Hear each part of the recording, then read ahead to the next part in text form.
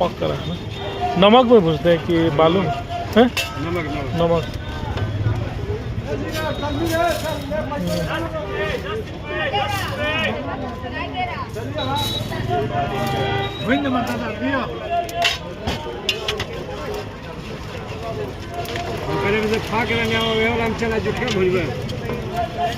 थोड़ा सा ये वाला अच्छा है, ये वाला अलग से दे दीजिए। 5 का नहीं होगा, 25 में। साबूदाना हम देखे ही नहीं।